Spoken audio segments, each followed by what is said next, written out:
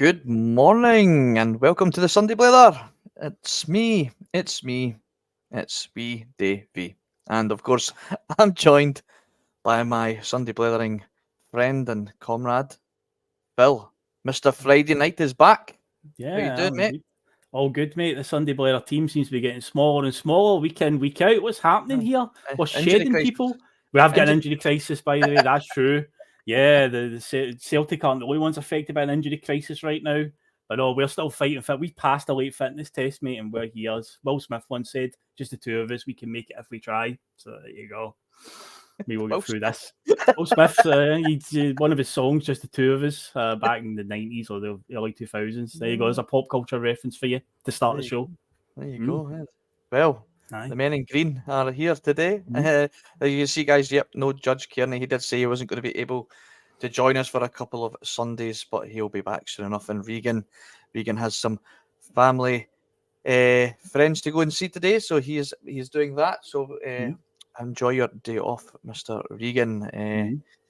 I'm still suspect that he's no hungover from a certain other team's victory yesterday, but he says it's not that. But anyway, guys, before we get started, we've got lots to talk about, but of course we got to do that, all that good stuff. So quickly, make sure you hit that subscribe button, give us a like and a share. You can slag our hair as well if you like, and hit that bell for notifications that the bus is on its way. You can become a Bhoycie Bus member for a small cost of $1.99. All our content is free though. There's no extra. It's just a way you can support the bus and, get in for the service and get the wheels running and all that jazz. And of course, a big shout out to our sponsors at piesports.com. Get on there to get your tasty pastry treats at 12.5% off with your order at the checkout with the bus code 1888. Phil. Yes. What have we got on today, David? You may ask. Well, oh yes, Phil, what have we got on today, David? Well, I'll tell you, Phil. We're going to have a look at this Danish under-21 that's potentially on the way. Yep. Welsh pens a new 4-year deal. Is that a good thing or a bad thing? Well, we can get discussing that. Celtic keep up the hunt on Wolves winger Podence. And of course, we'll look at today's game, potential starting lineups, and a couple of other news stories that could affect Celtic down the line, such as the Saudi Champions wildcard. What does it spell for Celtic and others? And much, much more. Yeah. Now, we were going to get straight into it, Phil. We're going to go and discuss this potential under-21 Danish international. Celtic are interested in bringing Matt O'Reilly's under-21 Danish teammate, Matthias Fitzgarden. We're going to go with that. We're going to roll with that one. Yes. Silent K, I reckon. Aye, Silent K, I would say. Yeah, so Fitzgarden, 21. He's netted 10 goals in 37 appearances last year for the Superliga side, and has a goal and 2 assists in 4 games in their current campaign. The striker signed an extended deal in March to keep him at the Danes until 2027, Phil. So, they've obviously seen the potential asset there and they wanted to protect. And, of course, we are looking at signing him. He's been capped at the under-18s, 19s and under-21s, and he hit the bar in the 1-1 draw with Scotland's under-21s when he played against the Scotland under-21s last year. Playing alongside current Celtic favourite Matt O'Reilly. Aye. So, what's your thoughts on this news that's cropped up yesterday, Phil? Does this excite you that we're looking at another striker? And is this what we're looking for? Is this what you'd be happy with? Oh, we definitely need to be in for a striker. Something that seems to be the general consensus, not just on this channel, but I think across the whole Celtic fandom, particularly online. We definitely need to be looking at forward options. So yeah, to see that we're in for one, seem to be looking at one anyway. And even if it doesn't end up being him, it does encourage me that we are looking for players in that department, because going by what we've been told by the manager regarding the transfer policy and so on, and players get suggested to him and whatnot, there's going to be a list of players anyway, a few targets, I think. So if this one isn't the one, then it encourages me that at least we're in for it, because at the moment we owe being injured for, I think it's still another a month anyway before we see him. And then keep in mind, he can't just be, just walk right back into the squad, because he'll be lacking match fitness. So that'll take a few weeks as well. And with Kyogo, definitely, as we say, being made of glass at times, where you do worry when he goes down, heart in the mouth stuff. Maeda, yes, I have sort of backed him to be that surprise package. I see it's still a bit early to say He has obviously had a decent showing in pre-season through the middle, does play there for Japan, but again, it's too unpredictable. So I do think we need to get another guy in who is an established striker. And yeah, I'm encouraged that we're looking into that sort of market again. With going to the Danish League, going to European League, because yeah, he's got what say 10 goals in 30-something games, so it works out over 1 in 3 point something games, whatever the XG and stuff is on that one spreadsheet. CSC will be able to tell us on that one. But overall, it's for a guy who's going to come in and not be the guy that's going to take Kyogo's place, but somebody who can at least compete with him and rotate with him, then yeah, I think that's a fair shout. So I'm just encouraged at the fact that we're looking at a striker. That's the type of things that I want to see getting linked with us now, because it's not necessarily who the person is, it's just what positions they play. Because we're getting to that stage now where we've identified, fans can see it, and I'm sure the manager can see it. These are the positions that we need to strengthen. We just want to hear that we're getting linked with these positions now. And I'm very encouraged to hear that we're in for a striker, it seems. Yes, definitely. I think, like you say, I think we've all seen that we do need another striker with the likes of all being injured. Like you said, Kyogo, you just never know. He's a bit of a ticking time bomb with that shoulder. He always seems to be grabbing at it when he's going down. I forgot about that. That's always hanging over. Brendan said in the summer that he needs to get shoulder surgery. Too many S's there for me. He needs to get that, but it's a case of it's up to the player's discretion, but it's always going to be hanging over him now. And there's going to be certain teams and certain players, I think, that will target that, and that worries me as well. I can't tell if Frank's been sarcastic or not, but there's been comments mentioned whether Kyogo should be rested. I think from what you're saying there, Frank, you would not want to see him rested. You could correct me if I'm wrong there. Yeah, I don't want to see him rested today. I'd rather be just we play him, and if we can get the job done early, then maybe take him off, and you can maybe move Maeda into the middle, or even I don't know, even Abada. I think I've read that Jan Abada's played through the middle before. Yep. So yeah, I think at the minute we would want to stick with Kyogo up front today, but we will go into more about the game later on. But yeah, I think definitely I'm encouraged to see that we're looking at a striker. This potentially, it's not that one that you kind of go, oh, he's going to push for the number one shirt up front against Kyogo.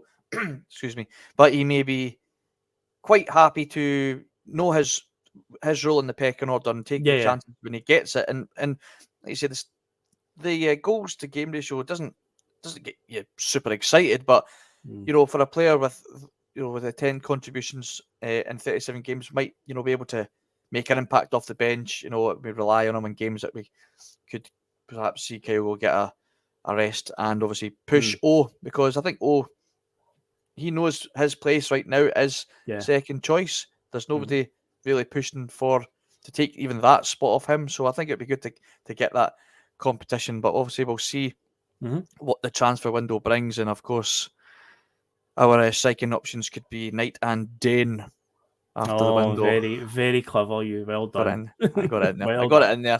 I was sitting there going, I really want to get that pun in there somewhere, but I managed to find it. I managed to find it. That's worth a like. Hit that like button for that like button. Terrible pun there. Me dad joke for you. With this fine Sunday blethering morning. So, Phil, Stephen Welsh has penned a new 4-year deal at the club. This has brought up mixed reactions online. So Stephen Welsh is 23, has signed a 4-year deal, but of course we saw only hours later that he could be out for up to 2 months after picking up an injury after signing his new Celtic deal. He agreed a contract extension to 2027 on Friday morning. Picked up a serious ankle injury in training and has been told that the worst case scenario is he's going to be out until October. So that might soften the blow to those that seen him sign that new deal. But it's not ideal, No. The positives were maybe that Rodgers has seen something in Welsh that he feels that we can develop. So let's give him that opportunity. And then right away he's crocked until October. So we're no better off than we were 2 hours before he signed the deal. What's your thoughts on the Stephen Welsh scenario? Where do you stand on that? Are you quite happy to see him be the fourth choice centre half? Yeah, maths is right fourth there. choice. I think that would be fourth with Carter Vickers, Nawrocki, and Lager Bielka. So yeah, he would probably be fourth choice. I think it's a fine position for him to be in. I mean, does it help him develop as a player? Not really. I know Brendan said something last week about he has the potential to play 40 games this season or whatever it was. Well, evidently now that he's been hit by the injury bug as well, that's probably not going to be happening. But again, a lot of it will just be Brendan just saying a lot of things in the press just to big him up a bit. I think realistically, Brendan knows he isn't going to be the starting centre back for 40 plus games this season.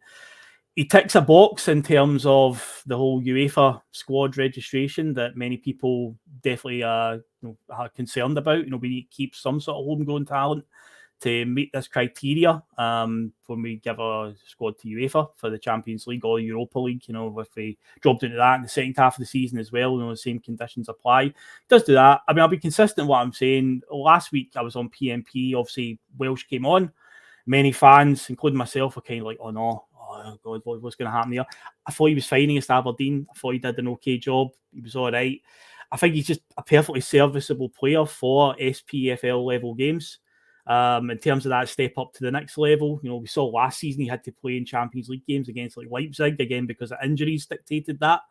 Because he did play out in the away game in Germany. I can already played there. So we don't want to find ourselves in any type of positions where we're going up against some of the big guns in Europe where Stevie Welsh has got to start, because I'd say I think he's perfectly serviceable for playing your teams like Aberdeen, Kilmarnock, Motherwell, that level. Totally fine. And so he does help with the whole Scottish homegrown players that we need to meet the criteria.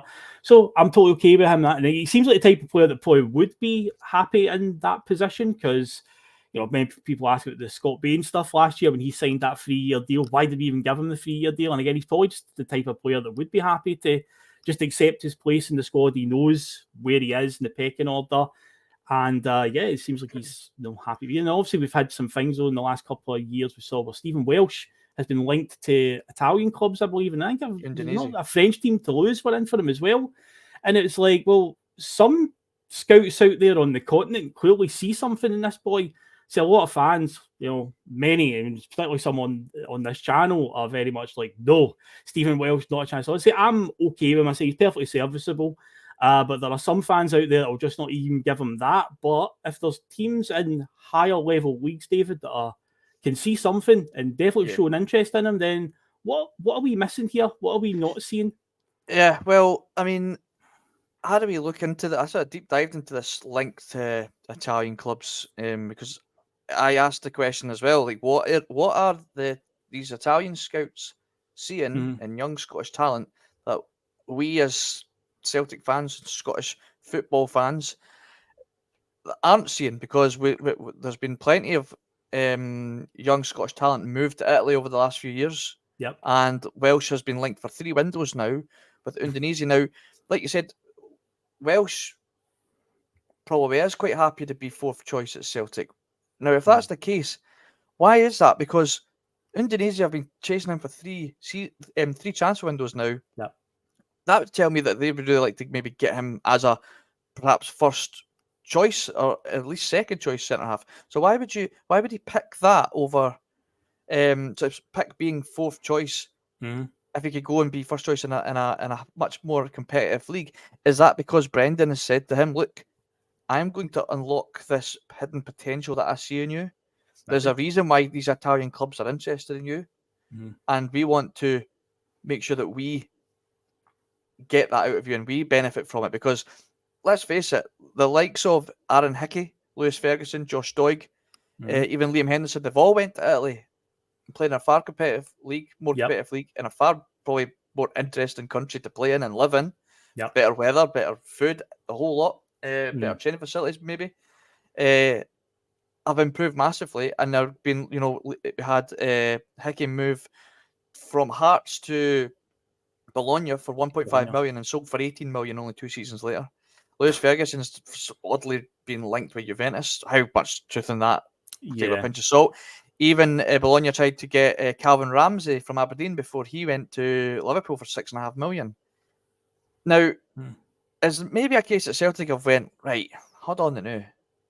I'm not sure we want to lose Welsh to Udinese for them to make a profit and sell him to another Italian club or a Premier League club or whatever in 3 years' time, when we could just perhaps try and get the best out of him. And I don't think we've got a better manager out there right now at Celtic that is capable of doing that. So I wonder if that's the case. And what you're saying about the scouts, Phil, well, it's interesting that you actually brought that up, because when I was doing my research, I found a story from Sky Sports. They spoke to Francesco Strozzi, who was a scout for Bologna between 2018 and 2021, and he told Sky Sports that my first thought about Scottish football is that the Scottish Premiership is an incredibly underrated league. In my opinion, it doesn't have quite enough attention in the eyes of many scouting departments around the world. Scottish football is fast, dynamic and physical, so for Italian clubs who are trying to find young players who have these requirements, I think it's a good league to watch, and right now, not find too much competition for players. So that I find really interesting, because I believe he was involved in the scouting of Aaron Hickey. Obviously it worked out very well for Bologna, made a massive profit on him in 2-3 seasons. And they've obviously decided that this is the well that they want to continue to go down. And I just wonder, Phil, if maybe Celtic have just went, nah, we're gonna keep a hold of Welsh. He was under 21s Scotland captain as well. So there's people out there that see a potential in him, and I think maybe it's very hard for us to, because I think he's been hit with that stick for a long time now, especially since he was part of the that dreaded 10 in a row season. And I just wonder maybe it's just maybe a case of that. It's just rubbed off on him. I don't know. Like, I'm willing to give him the opportunity. We gave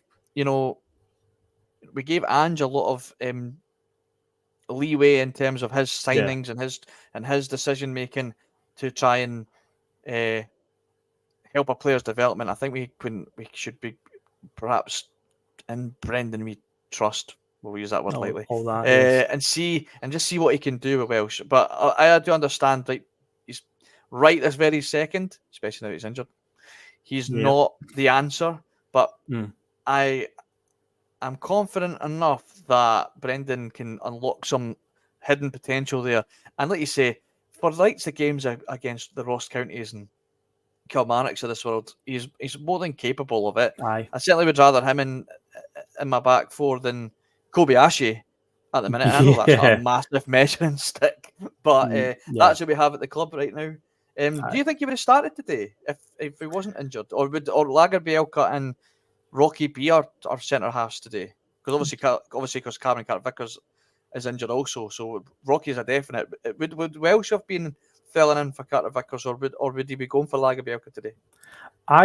My thoughts running up to this game, because I said it on Friday night there, is if Welsh didn't get injured, I think he would have got the nod today, and then we would have seen Lagerbielke come on. But Lagerbielke did say in his interview with Celtic TV that he's been playing competitive football right up until just a few nights before he officially joined. So he is ready and ready to go. But I just felt like new signings, how often do they get thrown into the starting 11 right away? And it's like, I just felt like he might just keep with Welsh, because he didn't do much wrong against Aberdeen last week.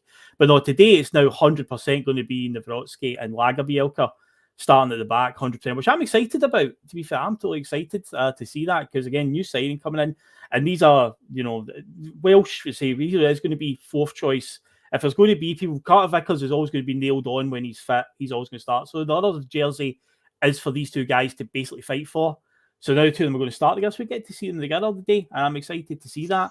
And regarding Welsh, though, and the reason why we've kept him and why he's staying, I think a lot of it will be to do with Brendan Rodgers. Brendan Rodgers has credit in the bank when it comes to coming in and making players better, where there's players who are completely written off by many fans when he came in 2016, and then by the end of the 2016-17 season, we're all sitting there going, I can't believe the turnaround in that player. I can't believe it.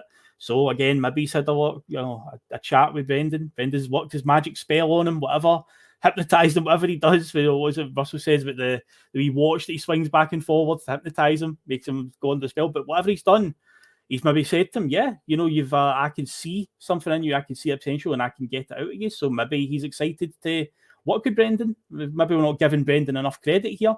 He's got that pulling power to keep players to stick around because he's telling them I can get something out of you. So maybe it's something like that. But ultimately, say when it comes to Welsh, I'm okay with him signing the deal. I'm not dead against him. Like I say, if he's called upon once he's fit again to step in against a game like say St Mirren or something like St Johnstone, Motherwell, whatever.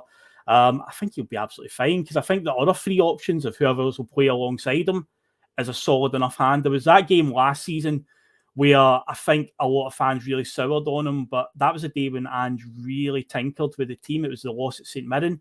I believe it was Jens and Welsh started, but we also had an injury crisis at centre-back at that point because this was around the time when Carter Vickers and Starfelt were kind of taking turns to be injured around about September, October time, and him and Jens together were just abysmal that day. So I think he's also got to have the right guy next to him. So I'd say obviously Carter Vickers is the guy that you would want next to him, and I think he would get him through the game. The problem, because Carter Vickers seems like that sort of leader on the park as well that can sort of, even though he's not that much older, when you actually look at it, Carter Vickers, but he plays like a really experienced head, and it feels to me like he can coach a player through the game, like playing alongside the centre-backs. You can see players that can do that at times. They're very good at, telling their teammates where to be and positions to take up and so on. So I think if Welsh has got the right guy next to him, fine. And then last week when he came on and played alongside Nawrocki in that second half, again, I don't think did much wrong. So as a fourth choice centre back, I don't think he's that bad an option right now. So yeah, I'm okay with it overall. Yeah, I wonder if it would have benefited him to go out on loan this season, but obviously Rodgers doesn't see that as obviously an option now that he's injured. I doubt you will do that. But because we saw the young Lowell sign an extension on his contract, and then went straight out to Fleetwood. I was about to call him Fleetwood Mac there. Fleetwood Mac FC. It is just to sort out their defence. So I wondered if Welsh might have benefited from that, but it doesn't look like that's going to be the case.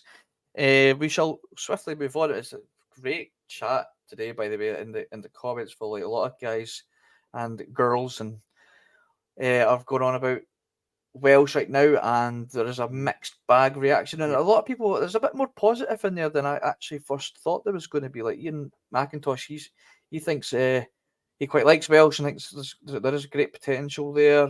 Others say if there is potential, we wouldn't be signing other centre halves. Potential, that's possibly true. We can only wait and see, and I've got every faith that he will be just fine for the SPFL, and who knows, he might develop into that big commanding European centre half that we need. Who knows? But we shall move on now. Another player that keeps getting brought up in the chat today is this potential new Portuguese superstar, Podence. Celtic keep up the hunt on Wolves at winger. Podence. Like, I should really just get into journalism. That is a brilliant, by the way, that title there. The hunt, Wolves. Anyway, the boys are said to be confident of talking Wolves down from an initial 12 million valuation as Brendan Rodgers looks for a quality replacement for Jota. But then sent out a social media message on Friday about how now training with the Wolves, the Wolves youth team, before swiftly deleting it. He was subsequently not selected in the squad that were heavily defeated by Brighton on Saturday. O'Neill, the new manager of Wolves, said after the match, "We're just managing Daniel's situation as it moves. There's no real comment on Daniel. It's about the group that are here and want to push every day to put the club in a better place than it is. They're the lads I want to talk about." So that tells you he's off ski, whether it's going to be Celtic or Luton, as I said the other night. What's your thoughts on the comments from O'Neill? Not that O'Neill, so don't sound the klaxon. No, I won't sound the klaxon on that one. But it just confirms that he's definitely out of the plans at Wolves, which they look dreadful this season, to be fair. But yeah, if it's a case that we can get in there and snap him up, because I was saying that on Friday night about him, like when we were linked to him, and obviously it didn't happen, he went to Wolves. Every time I saw Wolves play, I would always kind of keep a bit of an eye on him, because I'm like, oh, we could have had this guy. And I felt he looked pretty lively in the early stages of Wolves, but for whatever reason, he's fell out of favour there. I think on Friday night, at one point, Alistair Jack said in the comments that financial fair play has been messing with Wolves, so they've had to shed a lot of players, and that's one of the reasons why they're trying to offload him as well. There you go. Wolves are financially strapped. There you go. So yeah, it's we might be able to reap the benefits here, if he does come in, because I'd say every time I've watched him play for Wolves, I don't think he's terrible by any stretch of the imagination. I did have that sort of we keep tabs on him anyway because we might have got him, but if it seems like he's still very much on our radar from previous lists of what the scouting's done, then I think there's some substance in it, but he's definitely for the off anyway, and we'll just need to wait and see if it is us. But that is more in the type of players that we're looking at here, because realistically, I know it's been such a strange transfer window with Brendan coming in and saying the stuff he did at the start about wanting to improve the club, and people thinking, well, because he's worked in the Premier League so long. I think some fans have had this really inflated idea about what type of players we should be signing from the Premier League, and it's like it's a lot harder than it seems, because there's no way we're going to any of the top 6, top 8 teams and getting anybody for their first 11. It's going to have to be guys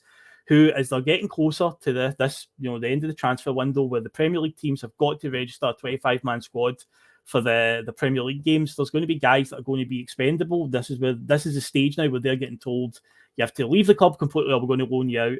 So it happened to Carter Vickers 2 years ago. He found himself in a similar position at Tottenham. He was going to go to Bournemouth. Turns out that fell through, and we got in there, and it turned out he was more than a good, top class, but easily best defender we've had since Virgil van Dijk.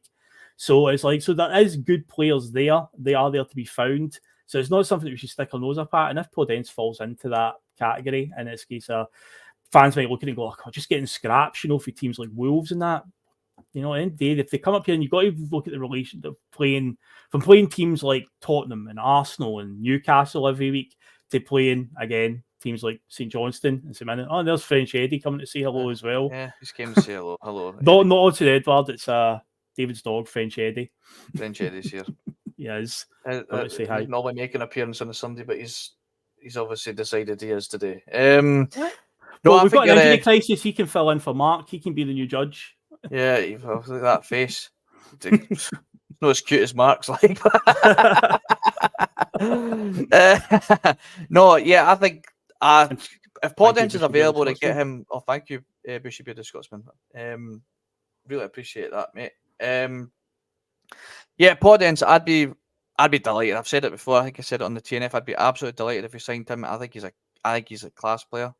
He's not obviously in favour at Wolves anymore, and perhaps they just feel that he's one of the ones that we need to get off the books. He's more than comfortable player in the Premier League, and if we can entice him to come here and make a name for himself like Scott Sinclair did and revitalise his career, and win some silverware, get to play European football, which you won't probably get to do any other clubs that are interested in, unless of course he goes back to his old club Sporting. I don't know if they'll be in. They're usually in the European games at some point. But I think, obviously 12 million, we're not going to pay that for him. But when you know that the club are desperate to sell players, and there's definitely room to negotiate there. I'd be happy for us to even say, like, people are saying we're not even going to spend 8 million on him. I think it's potential. Obviously, he is on high wages. That's been obviously noted. Again, I don't think that's a massive hurdling block there to get past with us signing of him. Yeah, a lot of talk about there's no sell-on value there.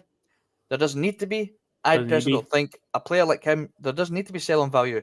He is a player that fans are going to want to put the name on the back of the shirt, and he's going to the kind of player that helps us win leagues and gets us into European football. And that's where the resale is on him. We earn that money back that way. Aye. Let's worry about the likes of your Abadas and your O's and any other and Odins that we sign, young players. They're the players that we'll reap the rewards on resale value, hopefully, so we can afford to buy these more established, bigger names, if you like, that excite the fans. And definitely. And, you can't have it both ways. I want to have marquee signings. But we can't spend that on a player like that. Well, that's probably the level of marquee that we're talking about here. We can't go for anyone. I'd like to know who these marquee signings that the fans want. Aye, they want then if Podence doesn't get you excited, then I don't know what level of player. Yes, Kieran Tierney, but I think he's even on higher wages and a far more difficult one to sign than a Podence on a permanent basis. Loan is a different story. But no, I'd be delighted to get Podence in now. Obviously, that was brought up in a recent press conference, and that and Rodgers' response to that question left people a little concerned. I'm going to read out what exactly he said. It's pretty simple in terms of how it works. Ultimately, I will develop and coach the players the club provide me. Now, that sentence made a lot of people, including guys in our group chat, a little concerned about Rodgers' status and when it comes to the signing policy. I'll continue. And then the process of the club providing me players is that we have a great network of scouts headed by Mark Lowell, who has done a fantastic job working within the model of the club, which allows the club to be sustainable and successful at the same time. They have a pipeline of players there that are all fit, and it's picking the profile that fits us best. And of course, I have a role in that, but they do a lot of great work. Watch players over numbers of months so that they have various players in each position. So whenever we do lose one, there is a replacement to come in, like you see with Gustav, Lager, Bielka. But it's not always straightforward. It always takes time. Ultimately, I will coach and develop the players I'm provided. Lennon. Now, that caused a bit of a stir. Oh, well, I guess he's not getting a say. It's just the board that are picking the way I seen it. And what that did was it made a lot of fans go, well, that's the Podence one out the window, then he's clearly not wanting to sign him. Now, remember, we wanted Podence on loan after his first season at Wolves. So the club still obviously have an interest in him. So therefore, said club that will provide the coach, the players to develop, I still think, well, they're picking out Podence, and I think Rodgers went, I've seen him play. We've come up against him several times. Good player, get him in. That's the way I'm taking it. Maybe it's naive of me, but I'm trying to be positive on that. Rodgers is, people. He's not going to say, we're looking at Podence, we're going to sign him." And I say another manager in the league might have done that, but Rodgers is a bit, way more long in the tooth that way, and he's not going to just come out and blurt out that, and of course have egg on his face if the deal falls through. So I'm trying to be positive on that. What's your thoughts, Phil, on that quote? Are you in the same boat as me, or do you think, nah, David, you're talking nonsense? Rodgers isn't getting a say. We've got Rodgers light. It's going to be garbage. No, I've been positive since Brendan Rodgers came back. Still quite surreal to me that he's back. I still haven't adapted to it yet. Being at the game the other week against Ross County, and then still can't believe that he's standing there on the sideline after what happened a few years ago. I'm still relatively positive about it. I'm still in that mindset of we just need to wait it out. Sadly, it's just, as football fans, we're conditioned to just want. We're greedy for more. We'd love it, if Celtic would just, be proactive rather than reactive. But the waters we're swimming in, it looks like we are going to go right to the wire here. Which I don't like. I don't particularly like the idea of having to watch Sky Sports News all day on deadline day, but unfortunately, I think we're going to be in that position. We're just going to have to wait out at the very, very end. And I think I'm still pretty hopeful that we will have quite an exciting end to this window. The players are going to have to come in, obviously, and hit the ground running, because the first fixture when the window closes is obviously at Highbrook. So, that's going to be an interesting baptism of fire for anybody that does come in late on in the window, and if that's their first game to start in. But we have seen players start there before as their first game and come through it with flying colours, so hopefully we can get a repeat of that one. But what Brendan Rodgers has said so far in terms of the quotes, again, most managers will be the same. You get very few managers out there that will just be very public and blot out their plans. Usually that's reserved for Mr. Beale across at Ibrox. He's quite good at telling us his plans and blotting it out and saying this and that. But Brendan Rodgers is quite good at playing his cards close to the chest. To be fair, the club in general have been quite good at playing the cards close to the chest over the years. We often, pat them on the back for when they've managed to pull a deal out of nowhere that nobody saw coming, especially when Ange was in charge. I remember people woke up one morning, and because of the time difference from here to Japan, you wake up, you're checking Twitter, and it's like Celtic are imminently about to sign this lad Kyogo for like 3.5 million from Vissel Kobe, and everyone's like, no, what? Didn't even get like a sniff of that even coming, and then like a few hours later the club announced it, and everyone's like, oh, well done, Celtic for keeping that under wraps. So we don't know what's going on behind scenes. All we can do at the moment as fans, David, is just keep speculating about what we think's going on, but nobody really knows at the moment. It's all just guessing, and ultimately, Celtic, I say, have got a track record over the last few years of keeping things quite good away from the press and keeping it in-house until like the 11th hour you'll find out about it. So at this stage, looking at what we've seen in the first couple of games of the season, there's no way that Brendan Rodgers can look at that and go, I'm totally happy with everything. Everything's sound as a pound. It's like that meme with the guy that's drinking the coffee and everything's on fire around him. You're just going, this is fine. No, that's not what's going on here. I think Brendan, the scouting department, the board, whatever, they're working on stuff behind the scenes. They're just very good at keeping it quiet right now. And they're not going to come out publicly at press conferences or post-match interviews and go, oh yeah, we've tabled a bid for Daniel Podence and all that. They're not going to do that. They're going to just keep it all very quiet just now until you need to know about it. Yeah, absolutely. And people are concerned, like, well, there doesn't seem to be anybody else interested in him. So why are we so interested in him? I'm not sure that's totally correct. I was trying to have a look there to see if there was any other clubs mentioned, but I didn't get enough time, so I will leave it till now. You'll be able to do your own research there. That's your homework. Check to see who else is interested in Podence. Look, it's one of the ones. Like, yes, it's a big price tag player, and we are maybe getting excited about it, but there's more to it for me than that. I've always been a bit of a fan of him. I was gonna, as soon as we were linked with a player, I always go, all right, I'm gonna just keep an eye on him. And it's one of the players that obviously we didn't get him, but any Wolves game I've ever watched, if I see him, that's the point that we were linked with. I always just keep a wee eye on him. Look, he's not one of Wolves' biggest main men, but I think he had a pretty good season up top alongside Jimenez. One or two seasons ago. He provided a lot of assists for him. I think, listen, he would do a job for us, and not just in the league domestically. I think he would be a should signing for Europe. Now another player that could be potentially out the door, potentially signing a new deal. That's Joe Hart.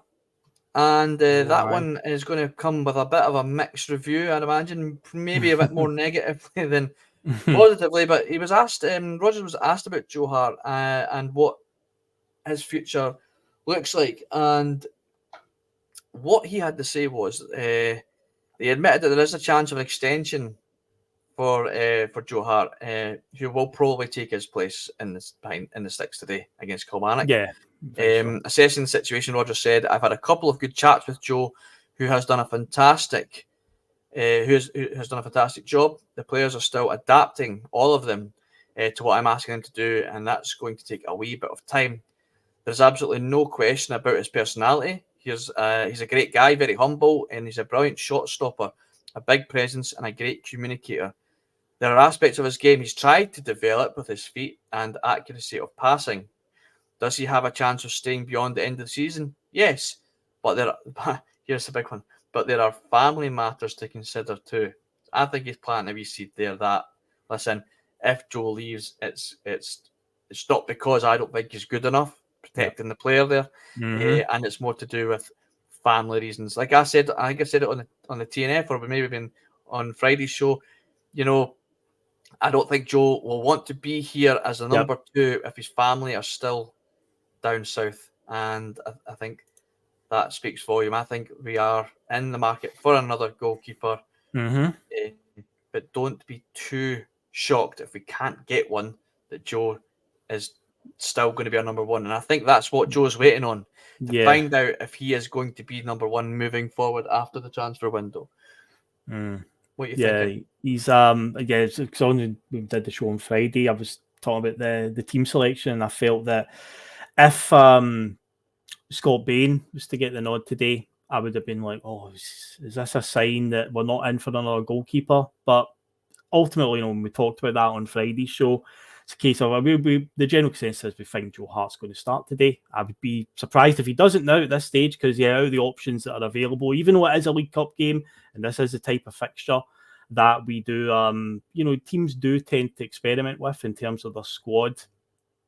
I think that you're ultimately going to get Joe Hart starting. Is he good enough to be the number one keeper for another season? I still think in terms of shot stopping and whatnot, I think he's still more than capable. But as we've seen in the first couple of games under Brendan in the league here, we're getting very, very heavy again on passing back to the goalkeeper and playing out from the back, which we did a lot under Ange. We did do that a lot. But I feel like under Brendan, it's been amped up quite a bit, passing back to the goalkeeper. It seems to be even more of a part of Brendan's game than it was Ange's, especially against Ross County in that first game. There were points in the stadium where you were generally like, stop passing the ball back to Joe Hart. It's like you could see he's uncomfortable.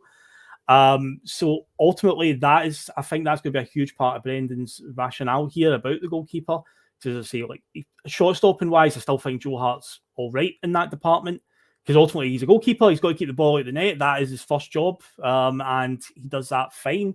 But yeah, if it's going to be a key part of Brendan's tactics about we've got to play out from the back, start from there, pass it back to the goalkeeper, always have him as an option. And we've seen plenty of dodgy back passes to him so far, which puts him in a precarious position. Then Brendan's got to be looking at it and going, I need somebody that's better with his feet. Whether there's a certain Croatian international out there, David, that is better with his feet. That name is doing the rounds again in the chat this morning, because apparently Dynamo Zagreb have been papped out of the Champions League. They lost to Athens.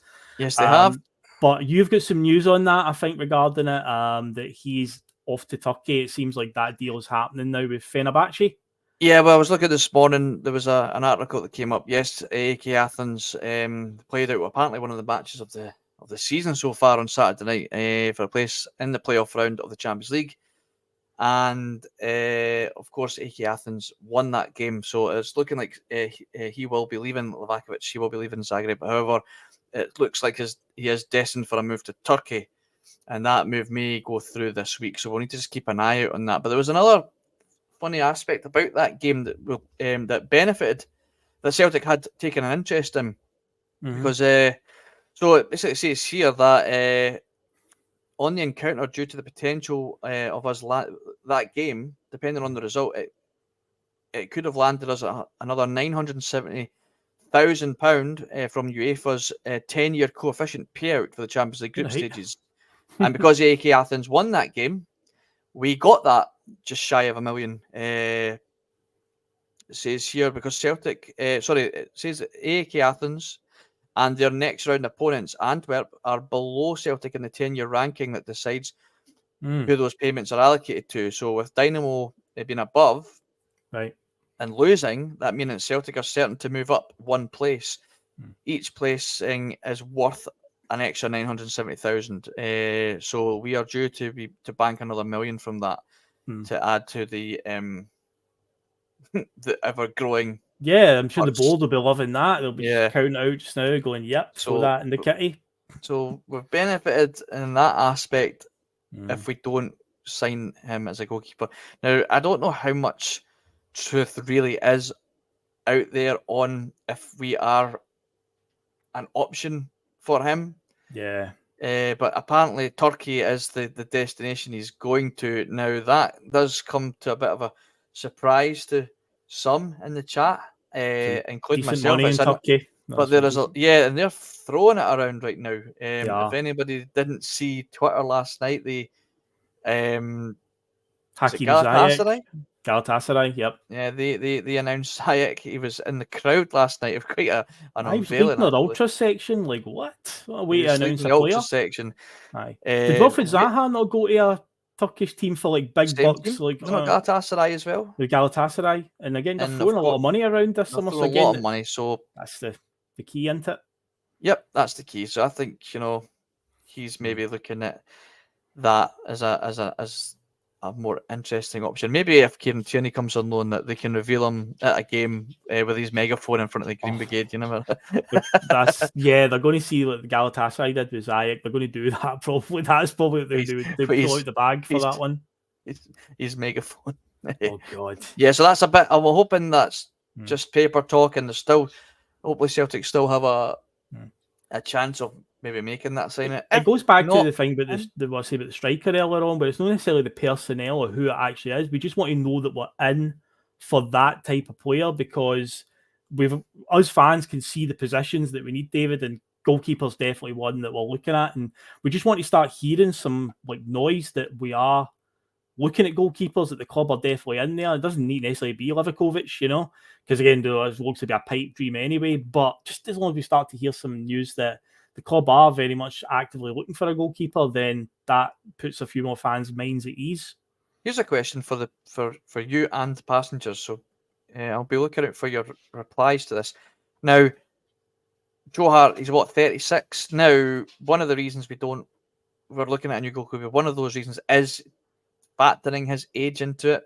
Now, obviously, you can bear in mind there's another far better goalkeepers out there that have recently retired. And I know I'm not talking about Alan McGregor. I'm talking about Buffon, like 49 or something. He was 40-10. What is wrong with me? I think when he retired there, he's 45, because the most recent deal he signed with Parma, if he'd seen it, he would have been 46 when he finished it. Yeah, so if your source is better than mine, fair play, David. It's not a source, it's just an article I found on my phone this morning. Anyway, sorry, back to what I was saying. If he age is obviously playing a factor into some of our fans' reasons to move him on. Yeah. There are better goalkeepers out there older than him, you could argue. Would the fans be bothered about signing another goalkeeper at the same age as Joe Hart if he's considered a better option? Or is it a case of we need somebody younger long term? Because if we can't get that, I get 40-10, you're what? I know, what am I all about, mate? Too early in the morning for you, Mr. Sunday morning. I've not had a coffee this morning. I didn't get mine. I was hoping that didn't get picked up. Oh no, it's out there now, mate. The universe has your heard mom it. never misses. He never misses. Anyway, you're totally putting me off here. If there's a goalkeeper at the same age, would you be happy with that? Because there was talks of Kasper Schmeichel, and I didn't realise he was actually older than Joe Hart. He's I was like, maybe older. I would take him. And then somebody said, but he's older than Joe Hart. We've got the same problem. And I'm like, but is he better? I would say he is better. Yeah, I would say is that more important? That he's better? He's a better option? Or is it a case of it's just putting a plaster over an open wound and we need to go for a younger goalkeeper? It's the long-termism of it. That's the thing. It's like you want, and it's not a sell-on value thing. I'm not thinking about that. It's just you want an option that will be there for a good while, and it's not like a year's time, 2 years' time, you're looking at the same problem again. So I think that's more what fans are concerned about, because goalkeepers can and do play longer because it's a niche position. It's one that doesn't involve as much physicality as all the outfielders. That's why goalkeepers can go much longer. I mean, Craig Gordon, after a horrific leg break last season, will imminently be back between the sticks for Hearts, and he's 41, 42. 40-10. And it's like 40-10, yeah, maybe 40-10 as well. Aye, so yeah, so goalkeepers can play a bit longer. But yeah, if he is a better goalkeeper, then ultimately he comes in and does a job. But yeah, there's a long-termism, because I think fans will be looking at it from the point of view of, well, in a year's time, 2 years' time, we're going to be in the exact same position again. We should maybe look to get somebody who can be the goalkeeper for a good 4 or 5 years. So I think overall Fraser Foster played for us I know he had a couple of loans initially before joining full time. So I think overall he's with us for 4 seasons. 2 on loan from Newcastle, then we signed him and we had him permanently for 2 seasons, then sold him.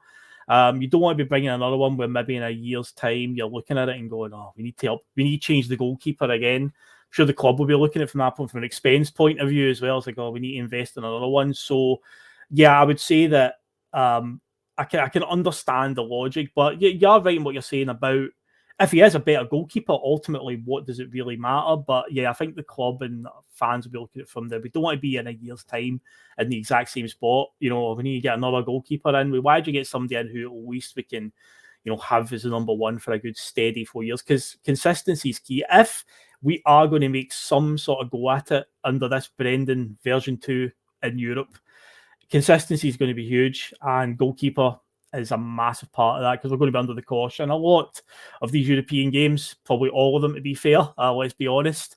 So it's going to be so crucial to have a guy between the sticks that we can trust. And even last season, there was incidents where it was actually Leipzig away, but Joe Hart, we had that one where the VAR goal get disallowed, or the VAR overturned the Leipzig goal, and you got that scene, all the Celtic fans all celebrating. It was still 1-1, and from the resulting free kick, Joe Hart basically passed it right to a Leipzig player, and then they scored. So 10 seconds later, they had the ball in the net, and it was all from passing out from the back.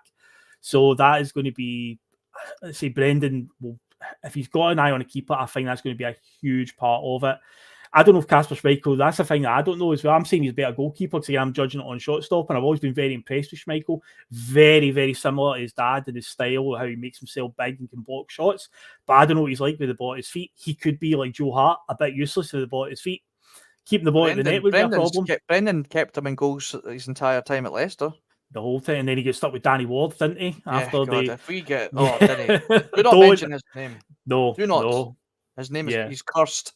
Yeah, please don't let it be that goalkeeper if we're looking at him. Somebody's worked with before, because we've been bit with that one before with Brendan. The first time around, the people thought it was going to be Michel Vorm we were going to be signing.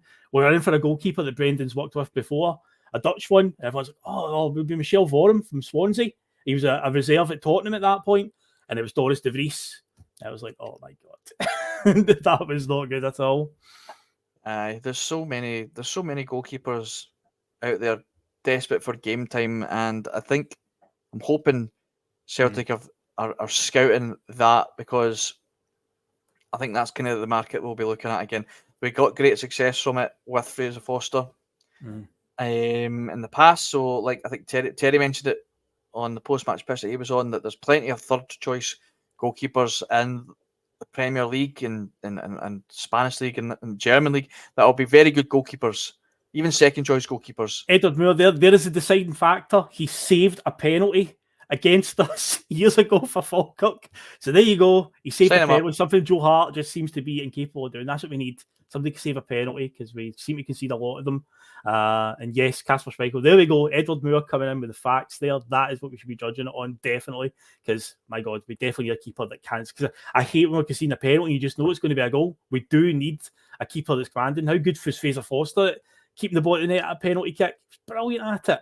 So that's something we definitely need, because Joe Hart's a massive deficiency in his game. Absolutely. Right, we're running out of time here. We've got plenty to talk about, and I'm in no rush. So the game doesn't kick off to 3, so you know. well, strap in, folks. we're on till 3.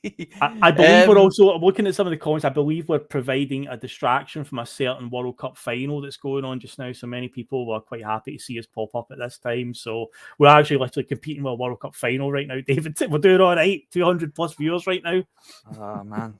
The numbers are shooting up at 216 watching us live. Make sure you hit that like button and give us a wee share. Let's get to that number 4010. Yeah, 4010. Never living that down, so might as well just get on board with that. So we've not really discussed the game yet, Phil, and we're 54 minutes in. Aye. We should maybe start doing that. Yeah, indeed. So, well, what's your thoughts on this one? Because I'm the more I'm getting close to the game, I'm getting more like, we'll probably scud them. I think we'll scud them. They'll have their moments where it'll be a bit difficult, but 3 more hours, Bhoycie is saying, let's go. Strap in, folks. So the Kilmarnock game. Let's just try and concentrate on that, Bhoycie, for goodness sake. Honestly, honestly, man, hey, can I get staff to come on? Now we're getting hounded for 3 more hours. Oh God. I'm fairly confident now. I was saying I think it was Friday, that it's going to be a difficult one. You know, they gave Rangers they made it difficult for them, and obviously got the result. But the more I think about it, I think just, especially if we're going to start with who I think we'll start with up top, I think we'll cause them enough problems that we can blow them away fairly early on, and then we can start making some household changes. Do you see the likes of Odin and Yang starting today? Yeah, I'd say they are. We were saying that on Friday, but the players that have sort of played themselves into contention. This is the perfect time to do it. The League Cup is the best time, and I still think it's a strong enough team strong enough players that we should be able to make a few changes and it shouldn't really affect us. Kilmarnock have always got that plastic pitch advantage. That's always a problem. And Brendan did show in his first time here, plastic pitches aren't really his thing. He had a couple of sketchy results at Kilmarnock and Livingston. I think we had a drab 0-0 draw there under him. So plastic pitches aren't really that beneficial to him. But ultimately, I still think strength-wise, we should have the tools to beat them. I think most of the squad's still there from last season. We did well down at Kilmarnock twice. I think we beat them 4-1 and 5-0. So I think they'll be quite adept to how playing on plastic pitches. Lagerbielke, I believe, was playing on a plastic pitch up until recently for Elfsborg, so he's quite adept to it as well. So I expect him to start. But Holm and Yang, I can see coming in with Hitati being injured as well. So that's nailed on then. I say with the centre-back injury crisis we've got, so no Turnbull. Going to start. No Turnbull in start. I don't think Turnbull will start. I think it will be O'Reilly, McGregor and Holm. If Turnbull does make it, it will be at the expense of O'Reilly because the captain won't get dropped. McGregor will play. McGregor will 100% play. I know Johnston was pictured back in training. I don't see him starting. I think he'll be safe for St Johnstone next week. He might be on the bench today, but I would expect Ralston to start there. And yeah, Yang up front, that's an interesting one because does Abada drop out or does Maeda drop out? Depending on what side, because we seem to be very fluid when it comes to wingers, where they can get rotated around on what side they play and whatnot, and in game they'll change over. But I do expect with what Yang and Holm have shown us so far, I expect them to start. But yeah, up front, I can't really. Kyogo, I think, is nailed on. I think we'll still go with Kyogo through the middle. But out of Abada, Maeda dropping out for Yang, I don't know. Brendan's going to surprise me on that one. Who's going to be that misses out? Yeah, I think Yang starts. I think he's. I think he deserves a start today. I think he gets the fan. I think the fans are starting to get quite excited. He's very direct. He looks like he'd be that player that gets the fans off their seats. So I'd be keen to give him a run out. And of course, if it's not going his way, we've got more than capable Abada to come on and change the game. So I'd be quite happy to see him. Odin, I'd like to see start ahead of Turnbull as well. Yep. Another player that I think has shown enough quality in his substitution appearances that he's more than capable of starting at this game today. Yep. And I think you're right. Obviously, the centre half pairing, that's pretty much picking itself. Ralston is picking itself. Yep. Unless he's going to try what's his name at right back again? Oh, Waters played there, hasn't he? Yeah. I hope that was just a filling in spot till we got Ralston back. Yeah, I'm not too keen on that one myself. And will we see Arthur Johnson get on? Will he make the bench today? That'll be an interesting one. And what's your thoughts? Does Bernabe get ahead of Taylor today? Do you think he gets in? Now, obviously, he slept in, and that was the reason he was dropped. Apparently so, yeah. Jeez, Brendan was quite, in his talking about it, he was all like, mistakes happen. He was kind of just brushing it off. But again, could be a different story behind the scenes. But I think Taylor will keep his place just now. I think as well with being, we're up against a team of cloggers, essentially, and say the conditions, plastic pitch. You probably want guys that are used to that. I mean, Greg Taylor played for Kilmarnock, so he knows all about that pitch. So it's like I'd probably stick with Taylor in that one. I know that the wise man of the bus, Liam Greenlaw, he'll no forgive me for saying that, because he's not a Taylor fan. But again, with Bernabe, I know he's quite subtle about it. Have you ever noticed? Yeah, I've never mentioned it. Never said it once. I thought he was part of the Greg Taylor fan club, if anything. But with Bernabe, at the moment, I'm still very much in that case. But I want to let it play out. But he has been here for over a year now, and I just don't know at the moment. I'm still so confused if he is ever going to make it. And games like this today, we were talking about there on Friday night, the League Cup, it's such a strange trophy in the sense there's a lot of fans that genuinely will just be like, I'm not that bothered about this today. If we win, great. If we don't, I'm not that bothered because it's not the biggest prize. But if Celtic were to lose today, there would be a serious backlash because, again, it pretty much, with them still being in the competition, you'd be looking at, are they going to go on and win that as a trophy for them? So you don't want to give them that advantage. So this does matter, and you want you want to have the strongest team possible out there, and I think Taylor at the moment is a better option than Bernabei, because if I remember right, we played them in the semi-final last year, didn't we? And the boy Armstrong, the right midfielder for them, gave Bernabei a horrible time at Hampden, and that's on a bigger pitch that was grass as well. So imagine on their wee tight pitch that's plastic, Bernabei struggled badly against him. He was really shaky in that game. So I would say we just go with Taylor on this one, because I did think that boy Armstrong that played for them, the right midfielder, was pretty handy, had a bit of skill in him. So yeah, I would stick with that one. Yeah, I would agree with you there, if I'm being honest with you, mate. But it's going to be an interesting game regardless. Hopefully Derek McInnes doesn't get too upset if things don't go his way. Seems to hold a grudge, that guy. Yeah. But quickly, there's a couple of things we want to quickly go over before we go.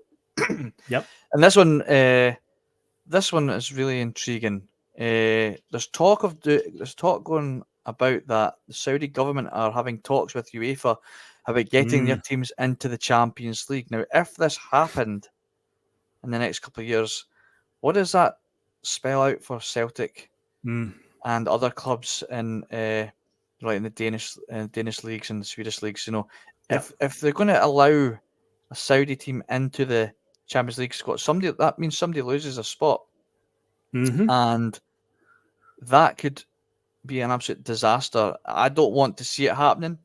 No, I think it probably will, as money talks. But what's your thoughts on that? And just do Celtic and other clubs that struggle to get automatically into the Champions League? Obviously, we managed it the last few years, and looks like again next year. But clubs that aren't, and when we inevitably probably fall back into that category, do they need to make a stance here and say we're not having it?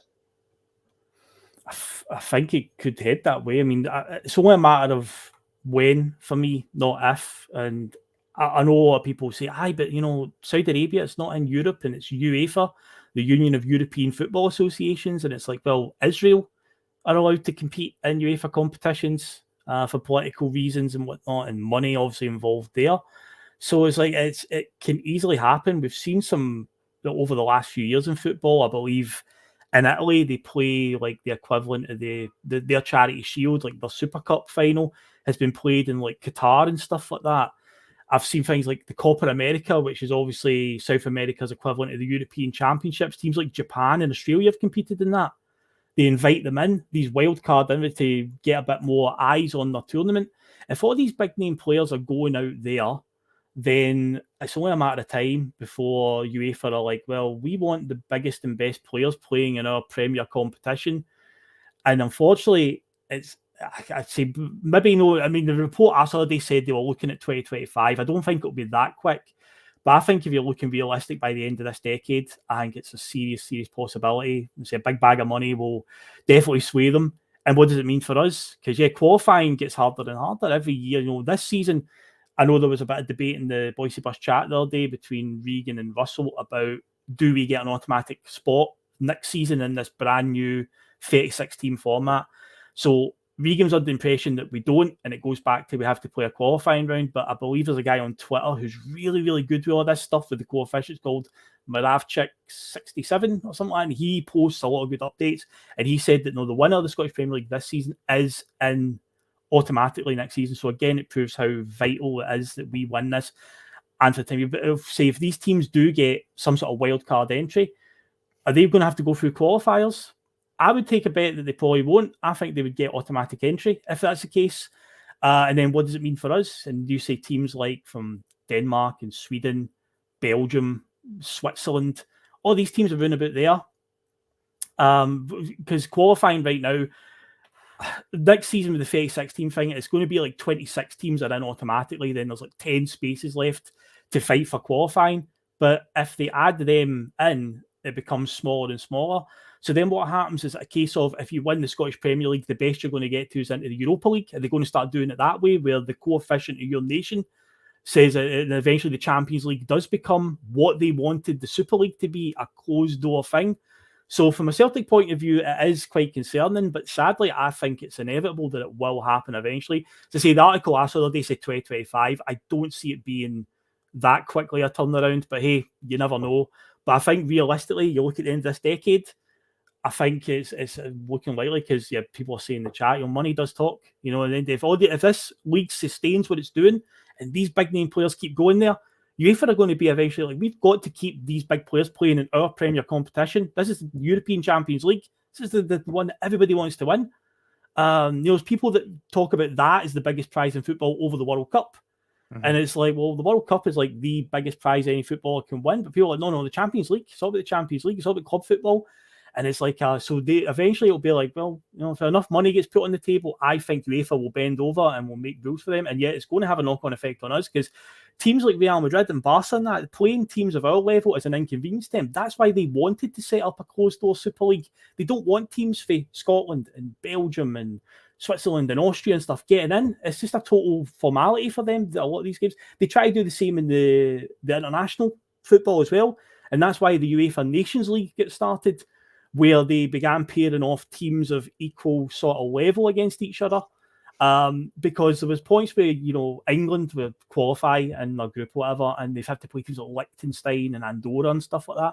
And these teams are just totally pointless being there because they never do anything. But then they did that UEFA Nations League where they play games against each other, and it gets them points that can open doors for them to qualify for the Euros. So a lot of the big teams see teams of our level as just a complete inconvenience, or a tourist spot, as some of them seem to show. They give the wee patronising pat on the head. Oh, we really enjoyed our night at Celtic Park as we beat you 3-0. Great atmosphere. Would recommend to friends. 10 out of 10. That's the position we find ourselves in. So we have to be wary and watch this Trojan horse that's basically about to get in the back door, I think. Don't even know if it's a Trojan horse, mate. I think they're just kicking the door down. They're just kicking the door down. There's not even a Trojan. Not being subtle about it. Yeah. They're not being subtle about it at all, nah. I'm saying clubs like Celtic's concerns. Barcelona will not be happy with that.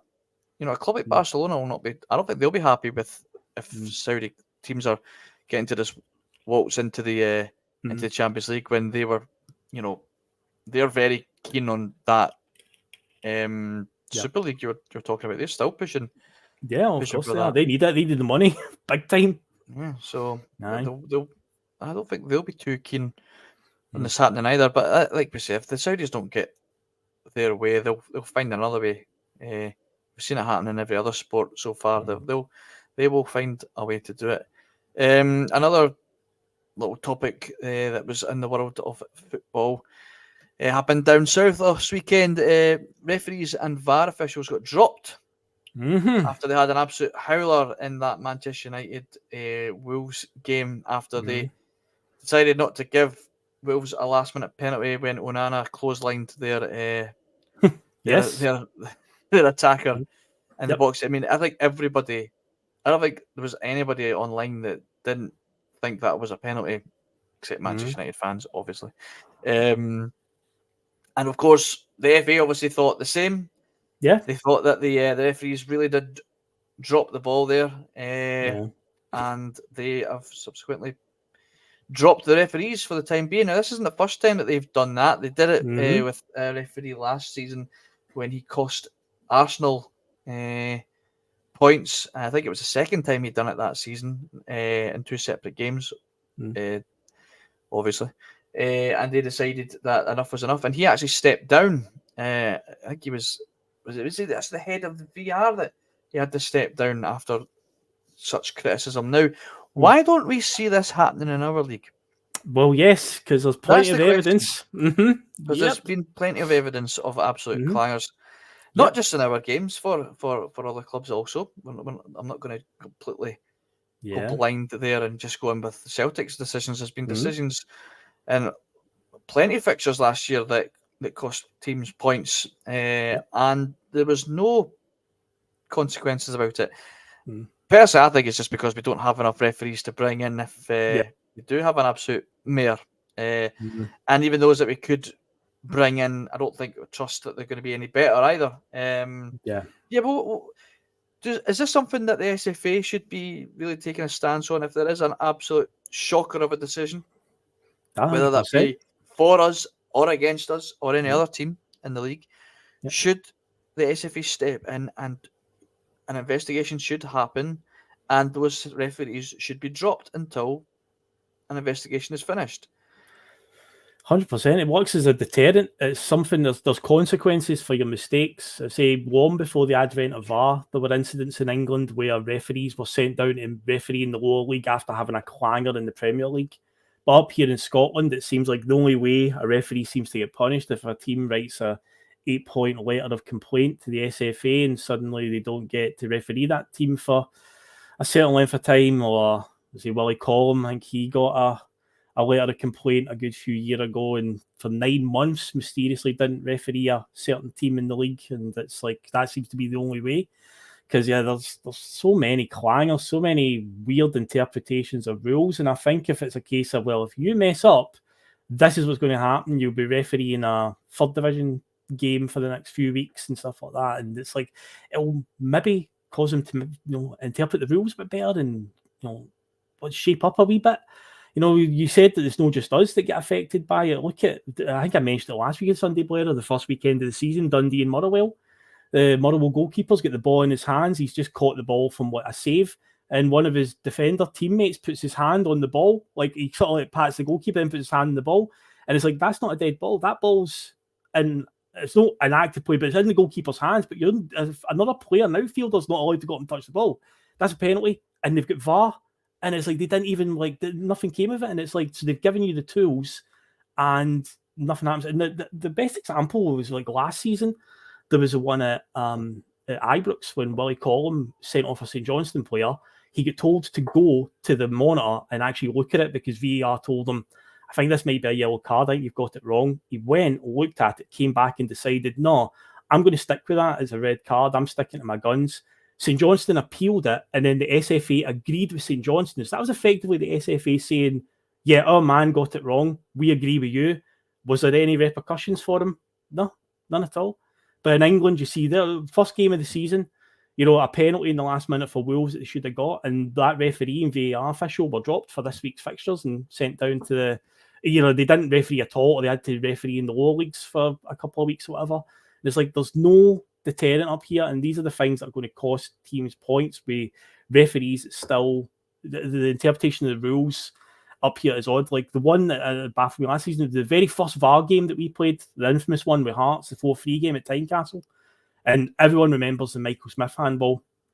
James Forrest tried to flick it past him. He stuck his left arm out and quickly puts his arm behind his back, and you see the look on his face. He knows, I've fucked up here. I'm going to get nailed. And it was like a 15-second review, and it was like, no penalty. And it was like, how can that not be a penalty? And then on Monday morning on Sky, they always do the referee watch with Dermot Gallagher, I want to say it is, ex-referee in Premier League. I was intrigued to see what he had to say that day because I wanted to hear it. And then he just kind of said, oh yeah, up in Scotland, they've got a different interpretation of handball. And I was like, handball's handball? How can one league interpret it different? It's the same game we're all playing around the world. And it's like, how can this be seen as a excuse? So to me, there has to be some kind of punishment in Scotland for referees to do better, basically, to do their job better. Mm-hmm. And in England, they seem to do that. And it's because it's a full-time profession down there. So that is wages that they will have missed out on now that they have not been able to referee this week. So again, up here, do we have to get full-time referees? Is that what we're going to have to do? They have to make it a full-time occupation? Because as far as I know up here, it's not that. So is that the type of thing where you're punishing them now with money that they'll lose out on? Is that the only way to get to them? Yeah. Well, the VAR seems to be evolving a lot quicker than the rules itself. It almost seems now. We've seen it now. Many of you have said you've not bothered watching the Women's World Cup, and that's fair enough. You're entitled to do that. But if you have watched any of the games, they have been implementing being able to hear the referees' discussions with, and they then will give the reasons to why that decision was made. Now, I find it quite interesting that in the Premier League, they've brought in this whole all these new rules in terms of how many managers are allowed in. How many of the coaching staff and manager is allowed to be in the technical area at once. They have to swap in and out. They've brought in this whole they've clamped down on players' behaviour towards referees, but they haven't bothered with this. I think the VAR. We've seen it happen in France as well. They're testing it out. There was a game where I saw a clip that it looked like a penalty decision was made by the referee, and the player obviously was speaking to the ref that he had gotten the ball. It was his ball, blah blah blah, and you could hear the discussion happening. And then you were able to see the footage inside the VR room, in the VR box, and the referee's conversation back. It was in French, but there was subtitles there. And he was like, "You need to take a look at this. It was very faint, very soft. You need to look at this." Yeah. And then the referee's decision was changed, and then he gave the reasons as to why. It was very transparent, and that's also obviously happening in the women's game as well today. Why is that not being more focused on? Yeah. Is that because maybe they're trying to clamp down? Remember Andy Walker said something last year about the Sky Sports team are privy to the conversations between the referees, and it was like a bit of controversy when you let that slip, because it's like, what have you heard? What are you not telling us there? And conveniently, Andy Walker doesn't do Scottish football anymore this season. He's been dropped. Isn't that interesting?